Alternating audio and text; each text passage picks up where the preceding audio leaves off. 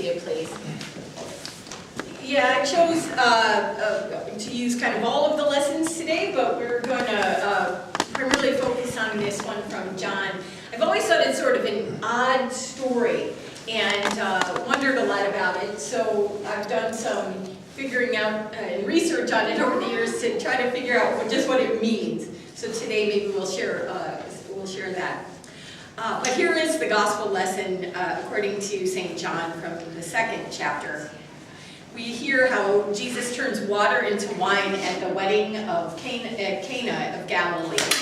It's described as Jesus' first sign.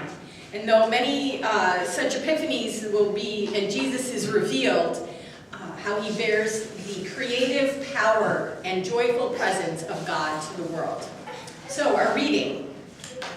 3 days later, Mary, the mother of Jesus, was at a wedding feast in the village of Cana in Galilee.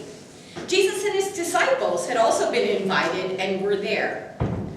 When all the wine was gone, Mary said to Jesus, "They don't have any more wine."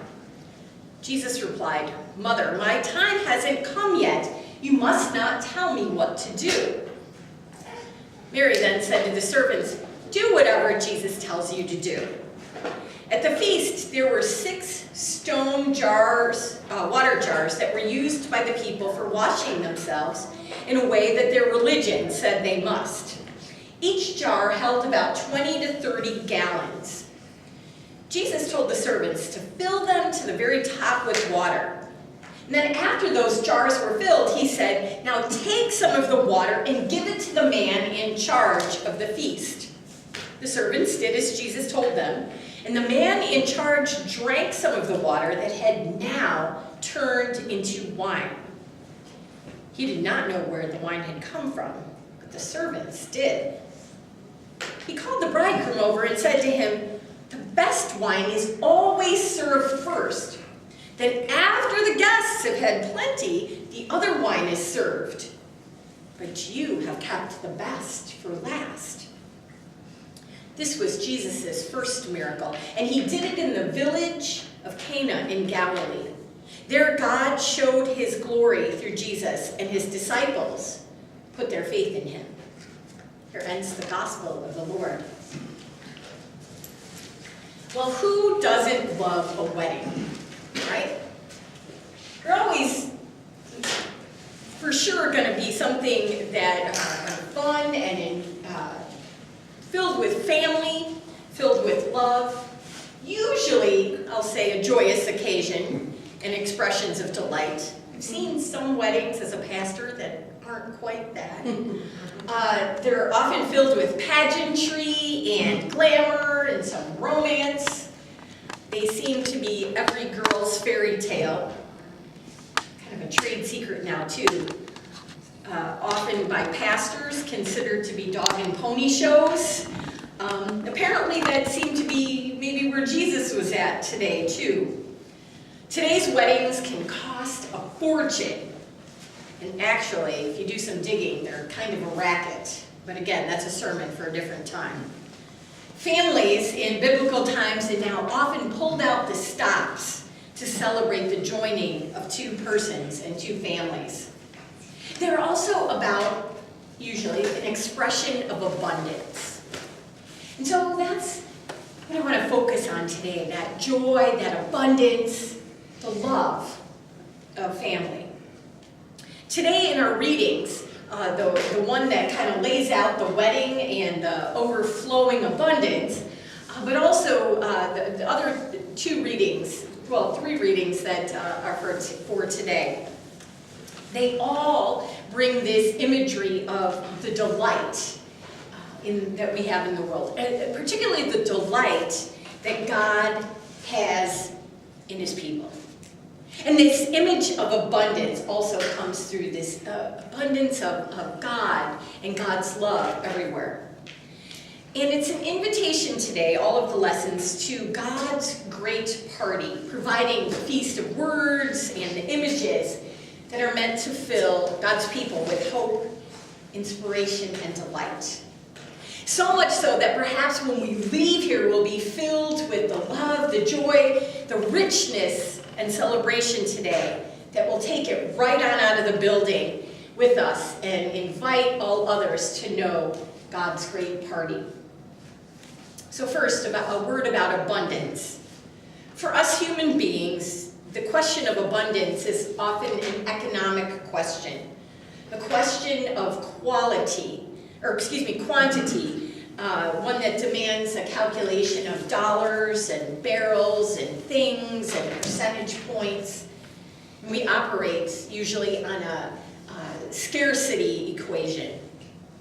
Abundance in God's calculation, on the other hand, is radical and generous and abundant. It's seen most clearly in the love of God and God's desire for there to be abundant life for all. An expected Christian response then might be to abundance, real abundance that is, in that it's measured in quality, not quantity. A good life, the life of salvation then, the one that's lived with God, is not measured merely in numbers, but it's measured in the intention that life should flourish. All life should flourish. Abundant life with God is not about easing into a comfortable relationship with some benign God. It's not about private peace or a personal path to enlightenment. It's about the critical connections between people, the personal and the political. With every choice we make about food and clothes and cars and recreation and water and food and light, and how we treat one another, and how we make demands about things when others have little. In her book, Sally McFay, a theologian, she writes, "A true Christian life of abundance is marked by sustainability, self-limitation, and inclusion of all, especially the weak and vulnerable. And it's not about what Christ does for us, but what we can do together for others." Now, I think it's an important reminder for us to talk about abundance, or to think about it, as we hear about God's rich, deep love, his abundant love for all people. We see love as something that when given, it goes away or diminishes. But with God, the more love that is given away, the richer and deeper it grows. And so we see how this kind of plays out in our lessons today. In Isaiah, one of the lessons, the prophet goes on about God's intended way to honor and rejoice over the people by saying, "You no longer are desolate or forsaken. I, the Lord God, will rejoice over you as a bridegroom rejoices over his beloved." What an expression of delight. My delight is in you, God is saying, and how meaningful that can be for us today, too. In the psalm that was spoken for today, Psalm 36, if you want to look it up at some time, it talks about the way that we can see and taste and feel God's great love and mercy. The true, deep richness of God's love. That those, in its words, the psalm says, those seeking shelter under the great umbrella of God's wings will drink their fill from the abundance of God's house. And God will give them drink from the river of God's pleasures, the great fountain of life and light. We learn that God's love is not like human love, just like abundance. God's love is deeper and richer. It's not temporal or fickle like human kind of love. It doesn't disappoint. Even when we, the people, are faithless or unfaithful or short-sighted or not living up to whom even we know we can be, God stands by us to take delight, to renew us, to transform us. And and see us through the eyes that God meant for us, the way He created us to be. God may look at us, all the warts and all standing there, but remember, God sees us. It's the way God created us to be. God sees us through Jesus.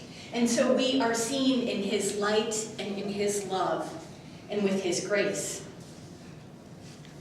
So when we have this imagery of the wedding of Cana, we come back to that notion of abundance. The great banquet of God's love, God invites us all to lift up our drooping heads, to raise our downcast eyes, so that we might sing in prayer and praise. For not only does God's promise continue to regard us with delight, even when we sin, it also changes us. It transforms us just like that water was changed into wine. It changes our deepest motivations and desires so that no matter how slowly even we begin, we do desire what God desires and become the people that God desires us to be. Now, isn't that great news? That we are always about transformation and change, and that we are delighting God in what we say and do. Maybe making us want to jump for joy and sing out loud and glow inside. Well, we need to know a little bit more maybe about how this happens to have that full glow inside. So just to share a little bit in closing with you about God's ultimate party plan for all of us. God wants all of us to have abundance, and we come to His party, even around this banquet table, and we receive gifts, party gifts, going away gifts that are different for each of us, so that when we do go out into the community, we can live fully transformed by the love of God. And that we can take that abundant love into the dark places of this world. And we can take it into the lives of people who feel hopeless or helpless. And we can share with them the love of our God. Wine is such a great symbol for this transformation which Christ would forge for us. For it's only in giving up of our lives, giving up the control, giving ourselves over, that these intoxicating effects of Christ on our heart and minds happens. That we're transformed into His richness and in His likeness. That gives us the ability to go forward with joy and light and love and the abundance of God. So today, in closing, and when we come around this table, remember that we are celebrating that deep, rich, abundant love of our Lord God. And it was not only given to us, but it was placed inside of us. And it glows through us. And we're able to live in such a way that we are transformed into the richness of that love of God in all we say and do. Amen.